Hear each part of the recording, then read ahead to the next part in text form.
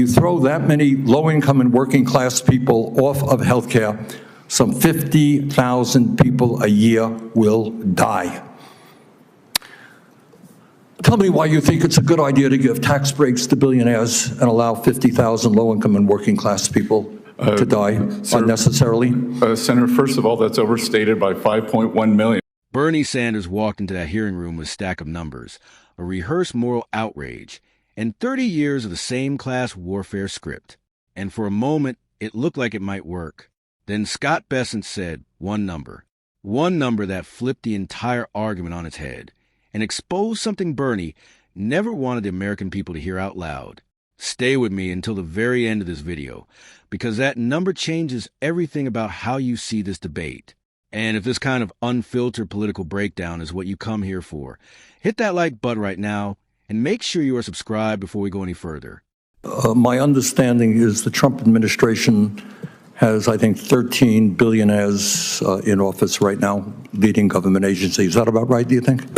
I have no idea, Senator. I think that's what the number is. Do you think it's a coincidence, given the large number of billionaires in the Trump administration, that this particular piece of legislation would provide $235 billion in tax breaks to the top 0.2% by expanding the exemptions in the estate tax?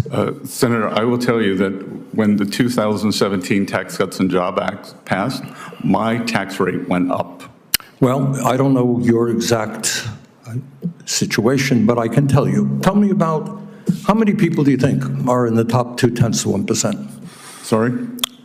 Number of people in the top 0.2% who would benefit from this particular $235 billion tax break. Well,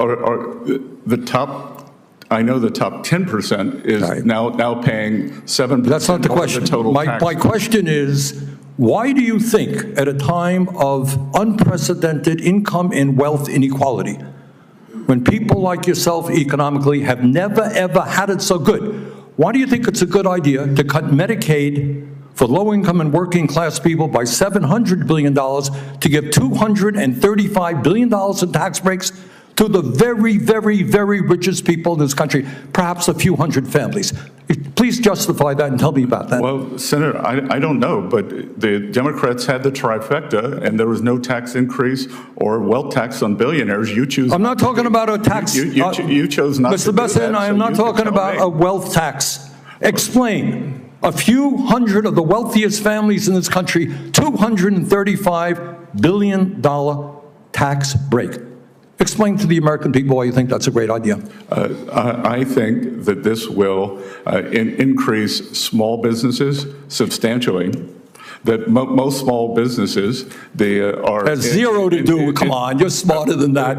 This is the top 0.2%. This is not a mom and pop store. These are multi-billionaires, and the savings go to their kids after they pass away. This is nothing more than a gift to billionaires in this country. Well, sir, that's just not correct, because the top 10% paid a bigger share of taxes after TCJA. I'm talking about one provision in this. I don't want to argue with you about taxes in general. One provision, few hundred families, $235 billion in tax breaks. You can't justify that because morally it is totally unjustifiable. Let me ask you another question. If you guys want to cut $1 trillion in Medicaid and the Affordable Care Act, the estimate from CBO, I believe, is that over 15 million people lose their health insurance. Yale University and the University of Pennsylvania estimated that when you throw that many low-income and working-class people off of health care, some 50,000 people a year will die. Tell me why you think it's a good idea to give tax breaks to billionaires and allow 50,000 low-income and working-class people to die unnecessarily? Senator, first of all, that's overstated by 5.1 million. That is not attributed to this bill. It is simply It's a combination. That's true. No. You all had a scheduled expiration of Obamacare subsidies, and you did not extend that when you were in charge. 5.1 million.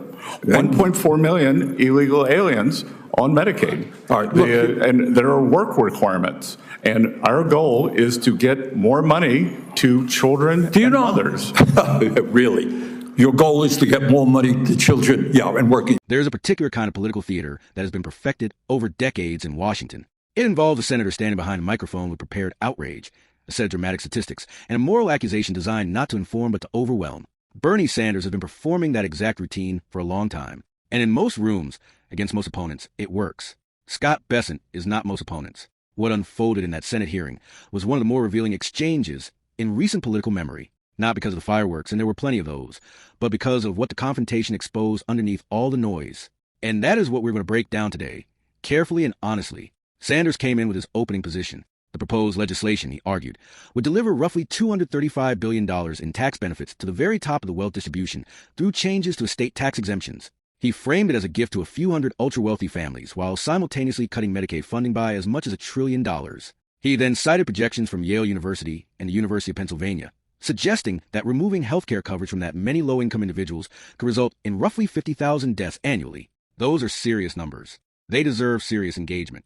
And to his credit, Bessent did not wave them away. He pushed back on the specific figures and challenged where they came from, which is exactly what should happen when dramatic statistics are deployed in a political argument. Now here is where it gets important. Bessent pointed out that the figure Sanders was using was inflated by approximately 5.1 million people. His argument was that a significant portion of the projected coverage losses were tied not to any new legislation, but to the scheduled expiration of subsidy expansions that Democrats themselves did not extend when they held a legislative majority. That is a factual point that significantly changes the picture Sanders was painting.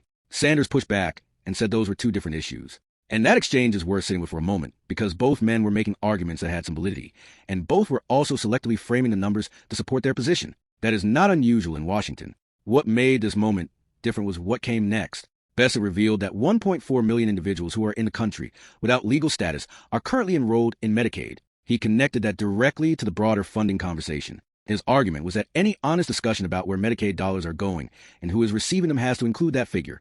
And that is the number that landed. Because Sanders had built his entire moral framework around the idea that the proposed changes were an attack on vulnerable Americans. He was asking the country to feel the weight of low-income and working-class people losing coverage. That is a legitimate concern. Millions of American citizens depend on that program, and their access to health care matters. But the moment Bessent introduced the 1.4 million figure, it reframed the conversation in a way Sanders could not easily redirect. If the program as it currently exists is covering over 1 million individuals who are not legally entitled to those benefits, then the question of reform becomes more complicated than Sanders was presenting it. It is no longer simply a story about cutting benefits to struggling Americans. It is also a story about a program operating outside of its intended boundaries, and what accountability for that looks like. Bessent also made a point that deserves more attention than it typically gets in these exchanges. He noted that when Democrats controlled the White House, the Senate, and the House simultaneously, there was no billionaire tax increase. There was no wealth tax. The policies Sanders now presents as moral necessities did not materialize when his own political allies had the power to implement them. That is not an attack on Sanders personally. It is a structural observation about the gap between political messaging and political action. Sanders dismissed that point and redirected back to the specific estate tax provision. And that redirection is itself revealing. When a senator spends years building a political identity around taxing the ultra-wealthy and then cannot explain why it did not happen on his watch, pivoting away from that question is the easiest option available. On the estate tax question specifically, the debate is genuinely complex. The argument in favor of expanding exemptions is that many family-owned enterprises, farms, and closely held businesses face significant liquidity challenges when ownership transfers between generations. If the assets are tied up in land or equipment, the tax obligation can force a sale of the business itself. That is a real problem for real families that are not necessarily in the category of billionaires Sanders was describing. The argument against expanding those exemptions is equally real. Concentrated generational wealth is one of the primary drivers of long-term inequality, and reducing the tax on that transfer does disproportionately benefit those at the very top of the distribution. Both of those things can be true at the same time. What Sanders was doing, and this is where his argument loses credibility, was collapsing all that complexity into a single emotional frame. He was not interested in exploring the trade-offs. He was building a case for the cameras. Bessent's refusal to perform distress in response to that framing is what made the exchange so uncomfortable for Sanders to navigate. Work requirements and federal assistance programs are another area where the honest conversation is more nuanced than either side typically presents. The argument for them is straightforward. Programs designed as safety nets function best when they are temporary bridges rather than permanent fixtures. Encouraging movement towards self-sufficiency has long been a bipartisan principle in welfare policy, at least in theory. The argument against them centers on the real administrative and logistical barriers that can result in eligible people losing coverage not because they're not working, but because the paperwork and verification systems fail them. Both of those realities exist and need to be part of any serious policy discussion. What Bessent was arguing is that reform aimed at ensuring the program serves its intended population is not cruelty. It is stewardship. Sanders was arguing that any reduction in coverage is an act of harm against the vulnerable. The difference between those positions is not simply political. It reflects a genuine philosophical disagreement about the role of government assistance and what accountability within those systems should look like. Here's a takeaway from this exchange that cuts across the political framing. The American people deserve a healthcare and tax debate that is rooted in accurate numbers, honest trade-offs, and genuine accountability on all sides. What they got in this hearing was one man deploying carefully selected statistics to generate maximum moral pressure, and another man pushing back with inconvenient context that complicated the narrative.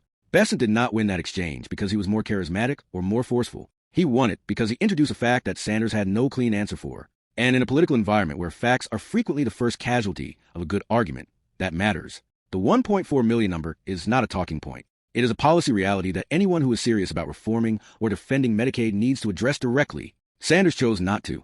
Besson made sure the room heard it anyway. That is the kind of exchange every American should be watching closely. Not to cheer for one side or the other, but to understand what is actually being debated, what numbers are being used honestly, and what questions are being deliberately avoided.